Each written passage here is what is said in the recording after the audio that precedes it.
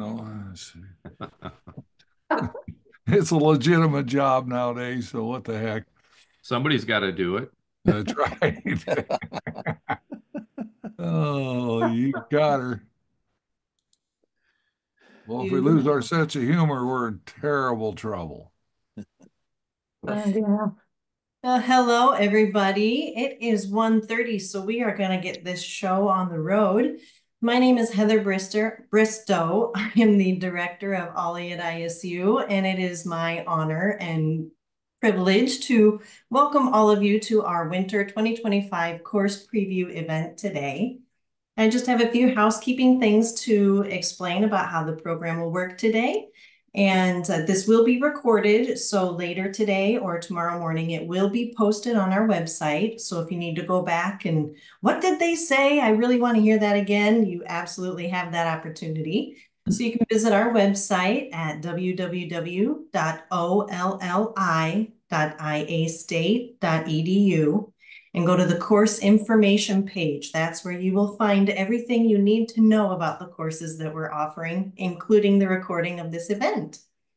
So during this event, we have most of our winter instructors with us, and they will give us a 90-second plug for their class. So you can hear a little bit more about what they're going to be talking about come January. And if an instructor is not with us today, I will still announce their class, the date and time it will be offered so that you know it is still a viable course option for you to take. And registration will begin this Friday at 8:30 a.m. And again, you can find all that information on the course information page of our website. So let's see, I'm going down my checklist to make sure I don't forget to tell you about anything that is happening. Once courses start, every Friday, I will send out an email about how to attend the courses you sign up for if they start the next week. Of course, if you have any questions at any time, you can email or call me, and I would be happy to answer any questions you have. We do have some sponsors that are with us today that will be addressing us periodically throughout the event. And I believe Dawn Borwig from Northcrest is with us right now. So I will hand it over to her for a few minutes. Thank you so much, Heather. Good afternoon, everyone. I always love seeing who's attending because I recognize so many faces. So it's good to see you again. As Heather mentioned, my name is Dawn Borwig. I am the CEO of Northcrest, and I also get the pleasure of working with very closely with our marketing and our events and our sponsorships. And we are very, very pleased to be a sponsor of the OLLI program, and then also to be able to be with you today just to give you just a quick preview of Northcrest. I think many people do know about us or have heard about us, but just in case you haven't, I'm going to take about a minute to tell you. The first thing that I'm very proud of is that with Community Choice Best of Story County awards and voting that went on this past fall, we actually were voted the best of Story County in 4 categories. And so we were voted the best retirement community, and this is actually our 12th year in a row that we have been voted the best retirement. And I was reminded that the program has only been going for 12 years. So that's good for us. We were also voted the best assisted senior living, the best employer of 101 to 500 employees, and the best place to work. And so if this tells you anything today, it speaks very loudly of our culture. And if you are considering a move to an active, vibrant, welcoming, warm community, I would say definitely check out Northcrest. We are the only nonprofit, locally owned, locally managed. We have a board of directors that come from the Ames community. And if you are looking at a possible move, I would say definitely give us a call, either myself or Emmeline, to just check us out, see what we're about, learn for yourself for a tour, because being here is not the same as hearing about it. So I would just encourage you to schedule time just to come in. We are not a pressuring organization at all. We just love to share our community, and we also love to share our life care promise, which means when you become a Northcrest resident, you are here for life, and we will care for you, and we have a financial security net as well. So with that, I will turn it back to Heather, and I appreciate your listening. Thank you so much for being with us, Dawn, and for the continued support Northcrest offers OLLI at ISU. We really appreciate you. You're welcome. And just a few more housekeeping notes before I let the instructors loose to share about their courses. If you could please mute your microphones, that will help in reducing the amount of distractions throughout the program. And at the end, once all the instructors are done, we will open up for a brief Q&A session. So if you have a question for a specific instructor, you can ask at that time. You can also use the chat function in Zoom. I will monitor that and read any comments or questions through there as needed. I also want to let you know about the Winter 2025 OLLI Talk. These were formerly known as our members only lectures, but this year we renamed them OLLI Talks. And this will happen on Thursday, January 16th at 3 o'clock. You'll be able to find the Zoom link on our website on the events page. And the Friday before the event, I will send out the Zoom link as well. And this OLLI Talk is called the World's Most Powerful Supercomputer. And Bronson Messer will be the one delivering the information on that. So that's all I have. So without further ado, I will ask Sam Warmley to get us kicked off today. Okay, thank you, Heather. I'm going to be introducing 3 classes right here at the beginning, 1, 2, and 3. So course number 1 is Yikes! Data breaches, compromised accounts, etc. This is a 1-day course from 9 to 10:30 on January 13th. And information about you is in the hands of bad guys. This OLLI course is meant to help you live more safely and securely in a world of compromised personal data, breaches, and constant phishing attempts. The topics we will cover include freezing your credit, monitoring your financial accounts, banks, investments, and so on. Monitoring and fixing your passwords. Data breaches happen, so passwords get compromised. And the 4th thing will be Yikes! How to deal with compromised accounts and identity theft. That doesn't sound like a very fun course, but it could be very useful and calming in case you ever have to deal with any of this. Thank you. Course number 2, Mediterranean Diet, Science and Recipes. This is a 1-day class, January 27th, from 9 to 10:30 in the morning. Mediterranean diet, inspired by the traditional eating habits of countries bordering the Mediterranean Sea, has been the subject of extensive scientific research due to its numerous health benefits. Key components of the diet, actually lifestyle, instead of calling it a diet, it's better to call it a lifestyle, include high consumption of fruits and vegetables, whole grains, legumes, nuts, seeds, and olive oil, moderate consumption of fish and poultry, and low consumption of red meat and sweets. To attract many of you to take this class on Mediterranean lifestyle, the material is sprinkled with mouth-watering images of Mediterranean dishes and copious recipes to enhance your health while enjoying excellent food. I hope you will sign up for this class. Thank you. And course number 3.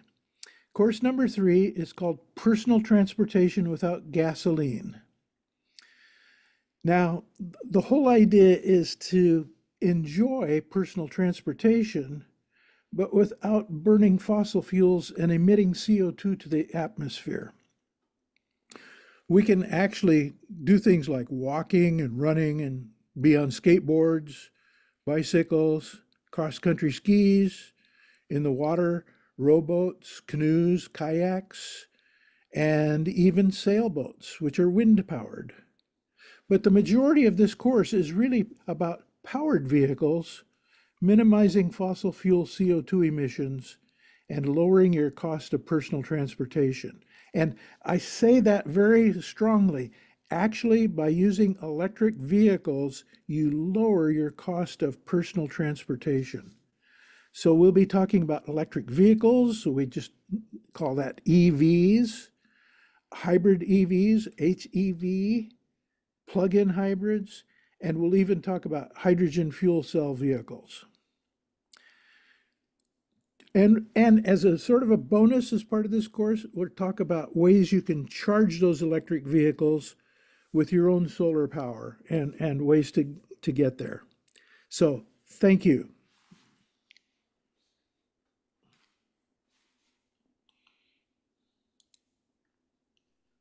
Heather, am I next? Yes, Gail, you are. I do not have a numbered copy with me. I just flew into Minneapolis and hurried to get in a spot to do this. But the course is how to handle food to protect your health. There's been a lot of stories in the news of recent about food recalls. Many of you, I'm sure, are aware of boar's head lunch meat and also the slivered onions that are used in McDonald's Big Macs. And then there's carrots in the news being recalled because of contamination. There's ground beef in some parts of the country being recalled, and also raw milk, all being recalled because of questions as to their safety. The recalls have also identified a number of human illnesses and deaths reported due to the contamination of some of these recalled products. You have heard the words listeria, maybe new to you, but when I see this particular bacteria of listeria, I think about 95% of the people that become ill with this are hospitalized. And of those 90%, about 20% of them may die and not recover from listeria contaminated food. And then you've heard the word salmonella, which we're all pretty familiar with, and E. coli. And there's a certain species of E. coli that can cause serious illness and actually affecting the shutdown of the human kidney. And there's other microbes that are in the news regarding foodborne illness. While these food recalls make great national news stories, and rightfully so, they get your attention about the safety of the food that you may be procuring and eating. The Centers of Disease Control indicates about 1 out of 6 people in the United States may experience foodborne illness in a year's time. But many of these happen in the home in the way that we handle and prepare foods. As we age, the risk of serious consequences from foodborne illnesses goes up substantially, and as well as the possibility of death from eating contaminated foods. And we don't like to see that happen to anyone. This course is focused on how you can protect yourself and your loved ones from foodborne illness as we talk about purchasing of food, storing of food, and certainly preparing of food in the family home. And yes, we also want to talk about handling of leftovers or the doggy bag, which will be discussed in the particular session. Even though you've had decades of experience in feeding your family with nobody claiming to have foodborne illness, sometimes we get sloppy and become complacent, and this causes a problem. Too many of our product recalls are related to an employee becoming complacent in a company, or the company itself complacent on their food safety practices in preventing illness. So don't let this happen to you. Our class starts on Monday, January 13, and it is how to handle food to protect your health. And we look forward to seeing you and your friends at this particular session. Thank you.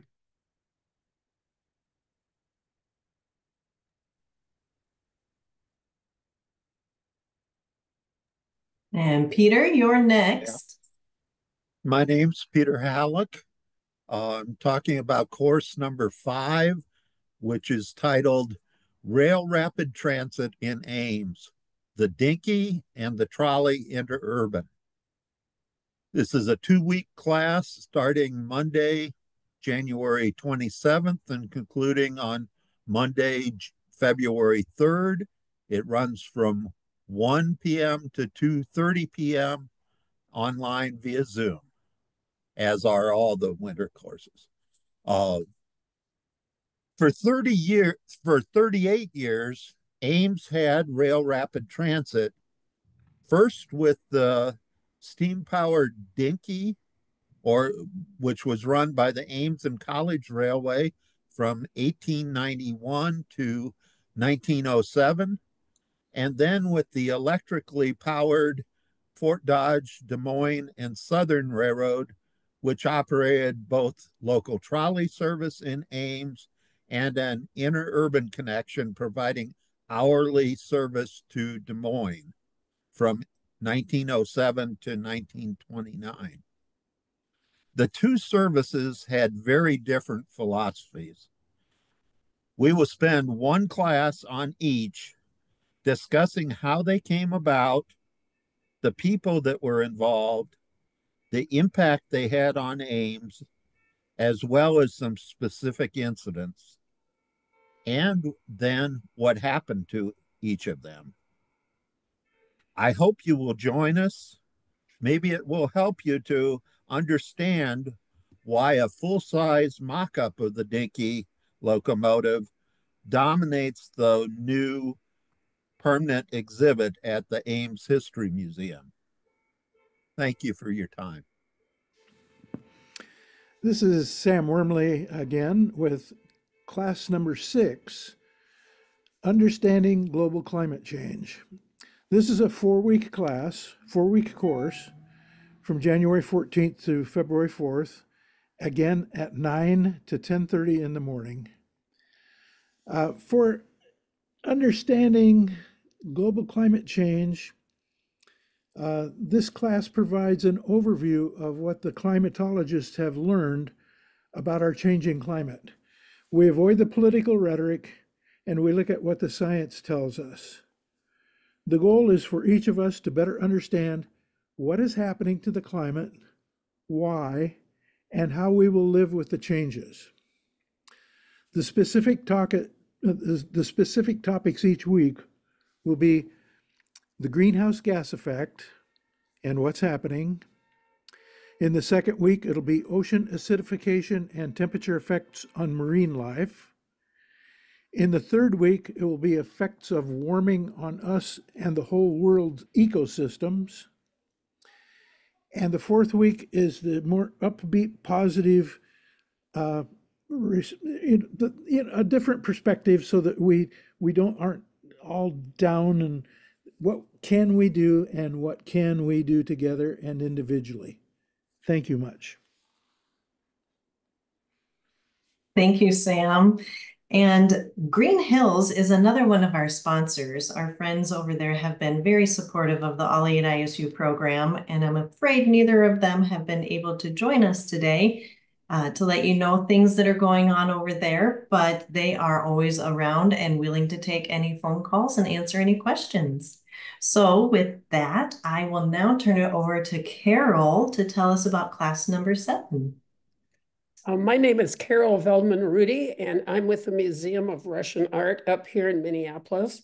And I have the pleasure of participating in the OLLI program through course number 7, which is entitled Light on Light, Impressionism Within the Russian Empire and the Soviet Union.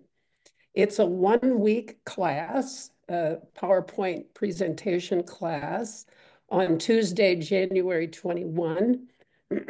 I think very appropriately placed in midwinter. And the course time is 11 a.m. to 12:30. And of course, it's on Zoom because I will be up here in Minnesota speaking to a wonderful group of OLLI participants down in Ames. So in the midwinter of January, when we think of what it's like in January, both up here in Minnesota and also in Iowa, it's just really a pleasure to think about light, to contemplate the meaning of light within our environment. And so when we think of light, we probably think of warmer climates, of sunny days, and of the ability to enjoy the outdoors in a light and warm environment. Well, when we're talking about light in regards to our artists, artists are trying to capture the light of their environment on canvas and with paint. Now, all artists try to do this, particularly if they're realist artists, but the artists of the late 19th century discovered in France a beautiful kind of light that inspired them to create pictures designed with big and quick brushstrokes, with effects of light specifically on a kind of an instantaneous impression that is created on objects and on people in real time. And this was quite the revolution in artistic expression. So as you can imagine, it caught on not just with French artists, but with artists around the world, including a very important group of artists at the time, those who were coming from the Russian Empire. And so this particular presentation is going to deal specifically with how the artists of the Russian Empire and later Soviet Union actually look at and try to record artistically the effects of light in their particular environment. Now, if they wanted French style light, they would have to go pretty far south in their own political geographic area. They had to go to the Crimea, frankly, in Ukraine. And many artists did do that to record the light and the effects of light in that environment. But most of the Russian Empire and the Soviet Union is above the 50th parallel. In other words, think Canada. And light is very different when you go north of the 50th parallel. The sun is in different positions. The long days of summer are a great example of how different light is. Fall light and spring light is very different up north. Long winters create a very different environment for painting light. So when the Russian Empire artists first began to, shall we say, dabble in this new impressionistic way of painting, they experimented wildly across the entire environment that they were familiar with. So they went to Crimea and painted warm light like that of Florida or France, southern France. They went to the Arctic Circle, where northern lights give a very different kind of light result. And of course, the farms and forests in between all have their own very different light effects. And then they also went into homes like palaces and summer dachas and forested villages with their distinctive log cabin interiors into Ukrainian homes made to look much more like adobe-like dwellings, all in the effort to explore how to put light effectively on canvas with paint. So that will be the primary focus, this geographic overview, enhanced by these amazingly beautiful paintings. But we're also going to explore the meaning of light. So think the religious light in icons, or the religious light in religious painting, Western style painting. Think the way artists would use light in their paintings to indicate that they're advocating for social visions of reform, much needed in the Russian Empire, for example. Then there's the kind of light that points to hope. How do artists use light to create hope, a vision, a literal vision for hope? And how do light effects illustrate the goals and visions for the particular culture in which the artist is living, particularly relevant for the Soviet artists. So mostly, though, in mid-January, if you take this course, we will be treated to 90 minutes of virtual beauty that is part of a geopolitical world that has experienced its fair share of both light and darkness, demonstrating again and again that visual art communicates beyond present difficulties and present joys to something beyond. So I invite you to join me in January for this experience in artistic beauty. Thanks. Thank you, Carol. And the next class is number 8, Celebrating the Arts of Living, Pathways to Joy and Fulfillment in Later Life. Dean Vondras wasn't able to be with us today, but I told him I would let you know about the classes. And this will be a one-day class on Tuesday, January 28th from 11 a.m. to 12:30 p.m. Charles? Well, thank you.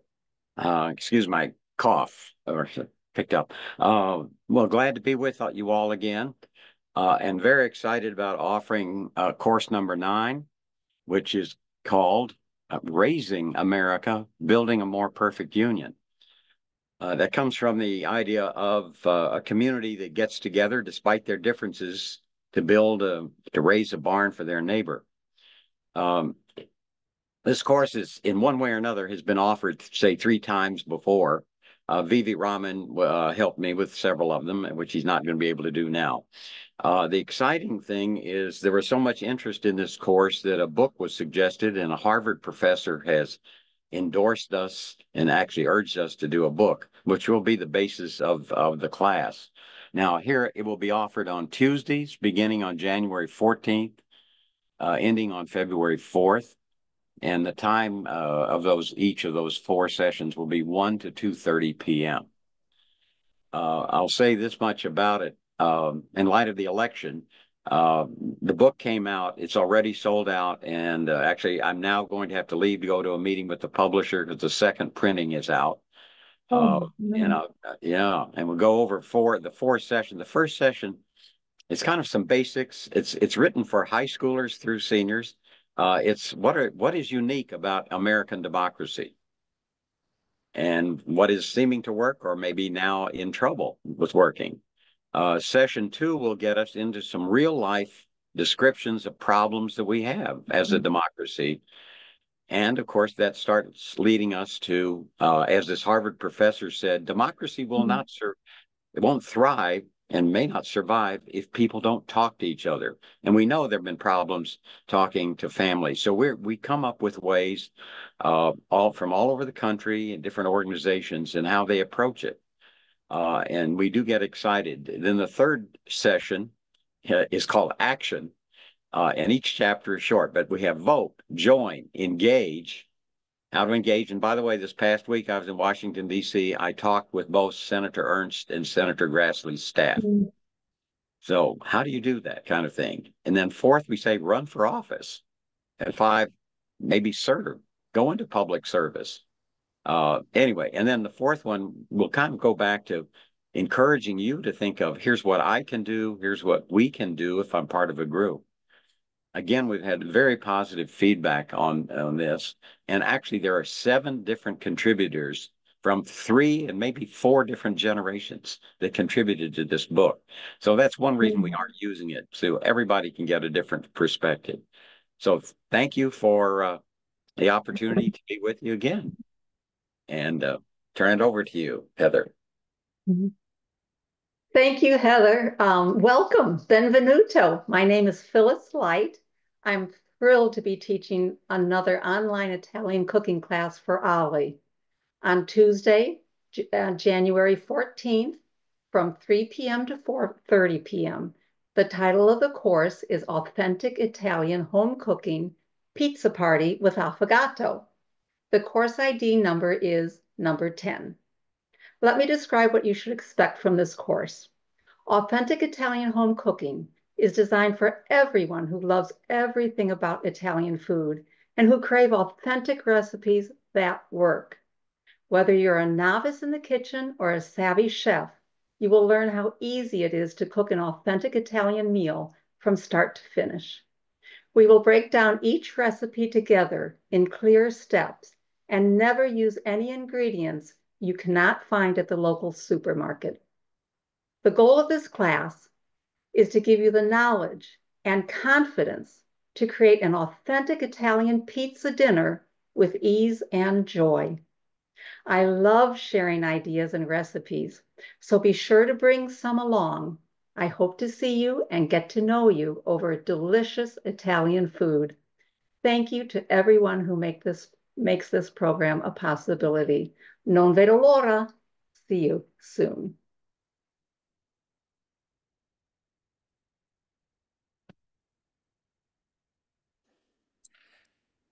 Me? That's you, Greg. Yep. Okay. Hello, I'm coming to you live from beautiful downtown Bedrock. I am author and animation historian Greg Ehrbar. I just wrote a new book called Hanna-Barbera, The Recorded History from Modern Stone Age to Meddling Kids. And I'm going to tell you about a class called The Flintstones, a Cornerstone of Culture. That's course 11 on Tuesday, January 21st, 2025 at 3 o'clock until 4:30 Central Time. Now, for 65 years, millions around the world have laughed and sang and sometimes even shed a tear with Fred and Wilma Flintstone and Barney and Betty Rubble and guest stars like Anne Margrock and Stoney Curtis and all their other friends. The Flintstone series has never been off the air since it premiered in September of 1960 on the ABC network. Before The Simpsons came along, The Flintstones was the longest running animated sitcom in prime time in history. There were feature films like the Steven Spielberg film and animated features in theaters. There were specials and reboots and all kinds of things starring the Flintstones in addition to the original 6 years of the series. But the Flintstones is more than a memorable, enjoyable show. It paved the way for every single primetime animated series that has taken place since. And Hanna-Barbera pioneered and paved the way to create this genre, which was very difficult at the time, and I'll explain why that was. Its impact on the entertainment industry as well as popular culture is every bit as significant as Walt Disney's Snow White and the Seven Dwarfs, and I'm going to explain why that is. It can't be underestimated. And you'll meet voice actors like Alan Reed and Mel Blanc and Gene Vanderpyle and Bea Benaderet and guest stars like Elizabeth Montgomery and Dick York and people like that. And I'm going to play some of the music in addition to the clips. I'll even tell you the story behind the words Yabba Dabba Doo. So please join me for Course 11, The Flintstones, a Cornerstone of Culture, Tuesday, January 21st, 2025 from 3 to 4:30 Central Time. I thank you for listening, and thanks to all of you who've made this possible. Thank you, Greg. That sounds wonderful. Okay, I'm teaching course number 12, Managing Your Digital Stuff. This is a 4-week class on Wednesdays, January 15 through the 5th of February at 8 in the morning, 8 to 10:30 a.m. It goes without saying that when you are connected to the internet, we need to pay attention to security and privacy. But we should also practice good digital housekeeping to reduce stress, increase efficiency, and simplify life. In the first week, we'll talk about annoyances, antivirus, backups, bandwidth, battery health, bookmarks and tabs, books, and physical cleaning of our devices.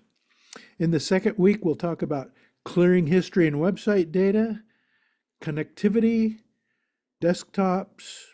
In other words, what do you have all over your desktop? Downloads, email, finding lost files, and some legal things like estate planning and what happens to your stuff after you're gone. In the third week, we'll talk about maintenance and messages, music, organizing folders and files, outages, passwords and passkeys, and phishing. And in the last week, we'll talk about photos and video clips, podcasts, removing third-party apps, slow computer, phone, and tablet issues, doing updates, what happens when your computer needs repair, Wi-Fi connectivity, and yeah, we'll even throw in yikes, what happens if you get compromised. So I think this is a class that everybody can benefit from, and I hope you sign up for it. Thank you. Thank you, Sam. And I also want to send out a thank you to our friends at Clarity Asset Management, as they are another sponsor for our programs. They've been very supportive over the years, and so if you have a chance to meet them, make sure and thank them for being an OLLI supporter. Mike Metz, you are next.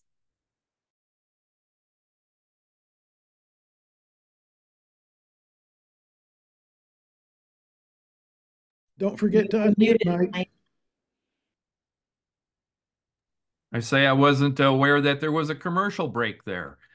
I'm I'm Mike Metz, and I'm going to talk to you about course number 13, Community Radio, KHOI FM. It's Story City, Ames, right here in central Iowa. This will be a 3-week course. We'll hold it on Wednesdays. It'll start at 1 p.m.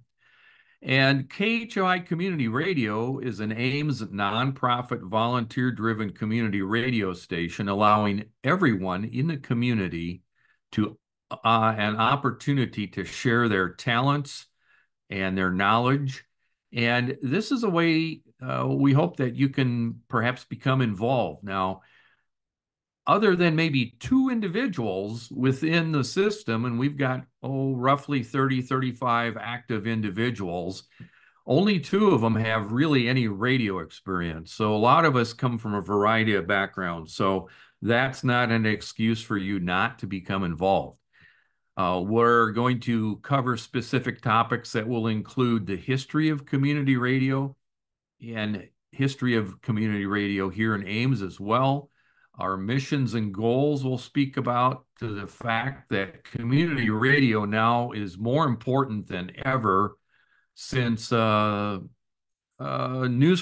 and we're actually the only local radio station that covers local news within Story County and our surrounding communities.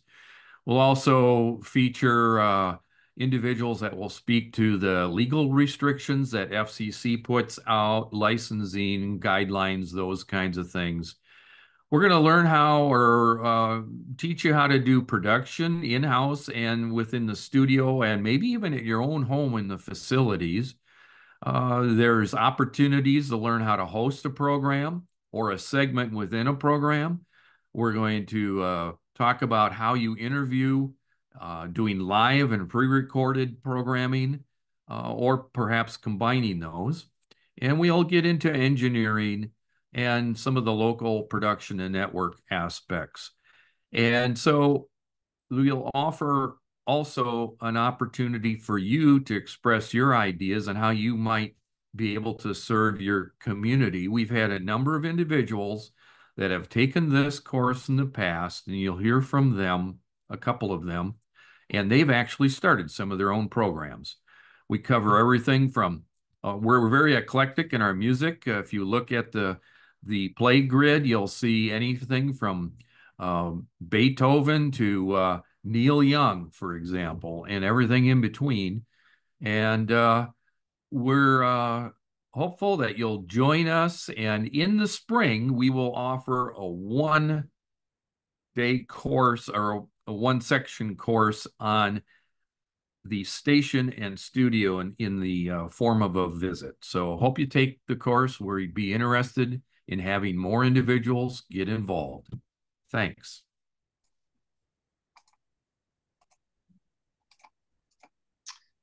Hi there, my name's Gary Ells. I am course number 14, Introduction to Soccer, which is a one-day course on Thursday, January 16th, 2025 from 9 until 10:30 a.m. Soccer is the most popular sport in the world, and don't take my very biased word for it. The stats speak for themselves. Over 43% of the world's population identify themselves as soccer fans, which is 3.5 billion spectators and 250 million players. Soccer is the second most played sport by adults and children combined in America, just behind basketball. And imagine what those numbers could be if Taylor Swift dumped Travis and started dating a famous soccer player. So if you go to your grandchildren's soccer games and wonder what you should be yelling, saying in support of little Tommy or Bella, then this class is for you. If you want to make a connection with your grandchildren and understand soccer, rules, and laws, then this class is for you. If you wonder why your son or daughter loses their mind at your grandchildren's soccer games and starts yelling at the referee, coach, and other parents, then this class is for you, although no guarantees it will fully help you comprehend what turns adults into insane human beings at kids' sporting events. It is never too late to pick up another vocation, and why not soccer? My class, Introduction to Soccer, will help you understand the rules better. You can be the coolest grandparent on the block, so sign up now. January 16th, the day of the course, is also my birthday, so come celebrate with me by joining in some conversation about soccer. Thank you for the opportunity to speak with you, and I hope you score by registering for my class. Thank you very much, Gary. That was entertaining in and of itself. The next course, number 15, is Senior Living Options. Kendall Estevez could not be with us today. This is a one-day course, and it will be on Thursday, January 16th as well, from 11 a.m. to 12:30 p.m. So be sure to check that class out as well. And Jane, you are up next. Right. Hello, everybody. My name is Jane Cox, and this is course number 16, Carrie Chapman Catt and the Fight for Women's Suffrage. And it will be offered on January 23rd, one day, that's a Thursday, at 11 o'clock to 12:30. Now, Carrie Chapman Catt has said that to change the public's mind on any important question takes 100 years. And she was not far off, because her most important cause, women's suffrage, took almost that long. Carrie Chapman Catt was born in 1859, and on that date, women's lives were not as free as we might say they are today. If you were a married woman, any property you might have or inherit belonged solely to your husband. If you were a widowed woman with minor children, you could not be the guardian of those children, because only a man legally could be the guardian of children. And you were not able to vote to change any of these and other abuses.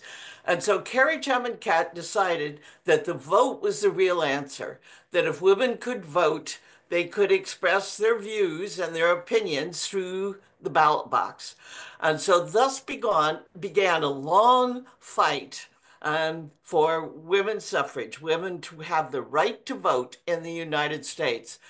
My dad would always tell me, make sure that you emphasize this point. There were men and women on both sides. There were women who did not want the right to vote, and there were men who fought very hard to get the right to vote for women. And so we'll explore that battle, sometimes called Armageddon by Carrie Chapman Catt, which came to a final conclusion in 1920. Um, and we'll learn a little bit about the process and some of the men and women involved. So I hope you can join me and learn a little bit more about the fight for women's suffrage in the United States.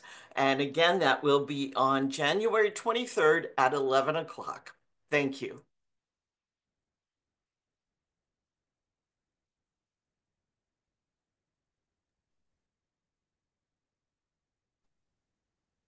Okay, I think I'm last. My name is Beth Larrabee, and my course ID number is number 17.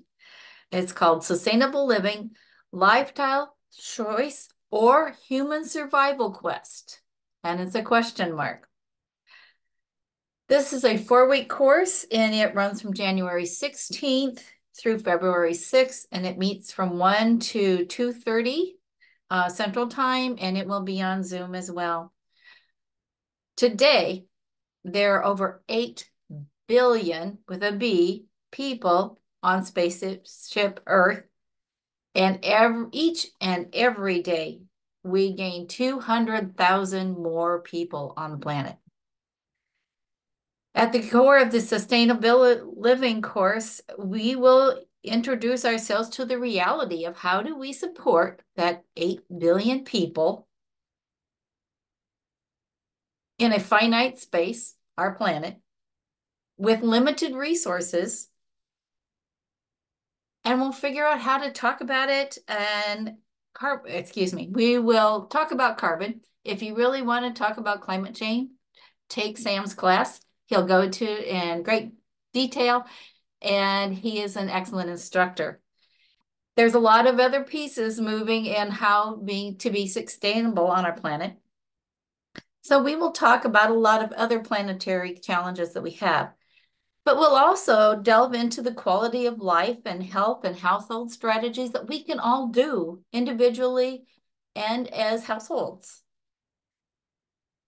We'll explore how we eat and how food and agriculture is intimately tied to the health of the planet. And I will share a lot of strategies, organizations, and even some recipes. I will provide an extensive resource list if you have interests in very specific areas, but my goal is to get you interested and excited about being able to do things by ourselves. We do not need to be a part of large organizations to make a difference. So there's so much we can do.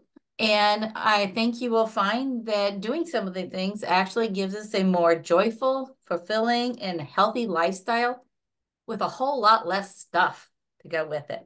So thank you for your kind attention, and I hope to see many of you on Zoom in January, and we'll explore together. Thank you. Thank you, Beth, and thank you to all our instructors for being with us today. We appreciate you taking a little extra time to tell us all about what you want to teach us about. And so now we can open it up for a short Q&A if anyone has any questions for our instructors. Be sure to unmute.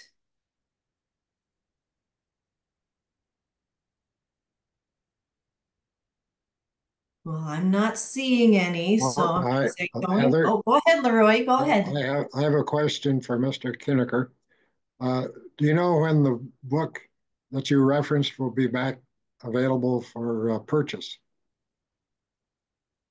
I am not sure Charles is still with us. He did mention another meeting he had to go to. Okay. I do know that I've been in touch with his publisher, and they have assured me that we can have books at the Alumni building.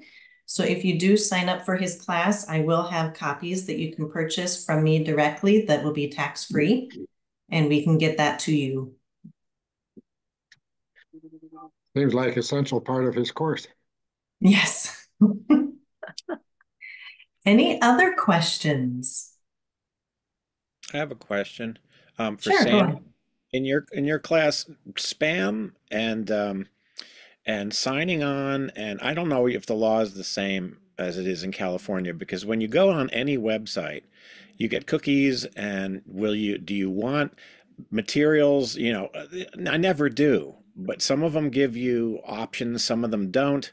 All of the marketing campaigns that, you know, how to clear out the millions you know, they get a fortune every time we open a website or fill out something. Are you going to address some of how to like get rid of that or how to avoid it? Sure. And one of the things is that in the classes that I teach, I'm always adaptable to the questions that, you know, whatever the participants need, I'm going to try to address that. And so if you happen to take that course and you want to address that issue, we'll certainly take time to do it. Also, Greg, if you just want to email me, I can give you some hints about what you're talking about right now, if you like.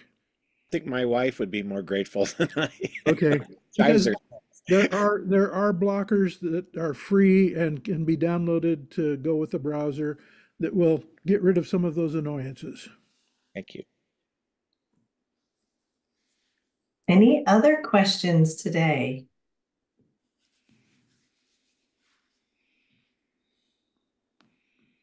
Going once? Going twice? Well, thank you so much for being with us, everybody. And remember, registration opens at 8:30 a.m. on Friday. And you can find the registration information on the course information page of our website, which is www.olli.iastate.edu. And of course, if you have any questions or if you have a gift certificate to use, make sure you call me or email me and we will get that taken care of. Speaking of the gift certificates, the holidays are upon us. So if you have some last minute gifts you need to get, find the gift certificate button on our webpage and I will send you a gift certificate to give to anyone you choose. So with that, I will bid you adieu. Have a good day, everybody. Thank you, Heather. Thank you.